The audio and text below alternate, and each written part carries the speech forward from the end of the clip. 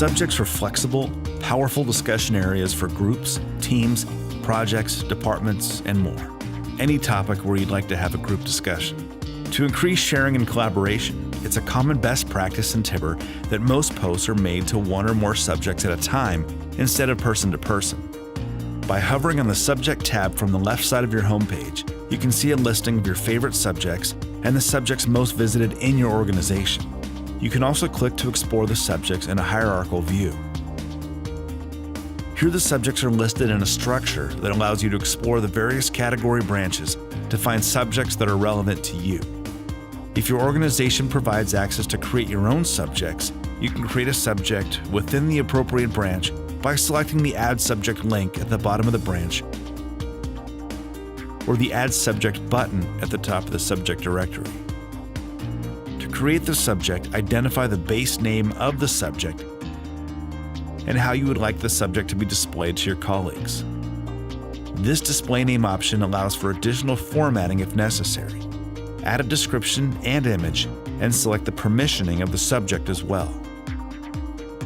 Subjects can be public, meaning anyone can view, contribute, or follow that subject. Private, meaning only people you invite can follow the subject. By the way, anyone who has not been invited to the private subject will not even see that the private subject exists. Subjects can also be by approval, which means the subject is listed in the hierarchy, but to gain access, people must knock to enter and receive approval from one of the subject owners. Note, for administrators, there's a fourth option that can appear called Broadcast.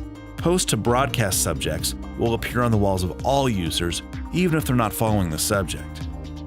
Lastly, you can also optionally select a subject location and use the tibbr mobile app geolocation feature to have an augmented reality view of all the subjects around you.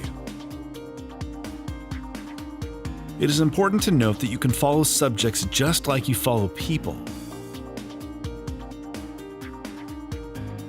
When you see a subject that's interesting to you, you can hover over it to find out more or click on it to go to that subject. The subject page shows you a 360-degree view of that group, team, project, customer department, etc. You will see an activity feed showing the post involving that subject, like a miniature version of the activity feed on your main wall.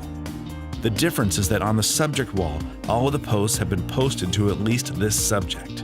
You can do all of the actions inside the subject activity feed that you can from your homepage wall. For example, like, follow, post, respond, etc. At the top of the subject page, you'll see tabs that allow you to jump to different kinds of information. The default is the wall post. You can also see all the people who are involved with the subject, important bookmarks, any tibbr pages, which is like a wiki-like cover page, tasks, which is tibbr's project management module, files, insights into training information within the subject, and more. There's also a right-hand widget area, which can be customized for your subjects. These widgets include options such as announcements, upcoming events, timelines, and more. With just a couple clicks, you can set up email alerts for your most important subjects so you'll never miss the discussions. Using the tibbr Application Developer Center, you can even integrate your own new widgets, for example, a window into a ticketing system, CRM, and more.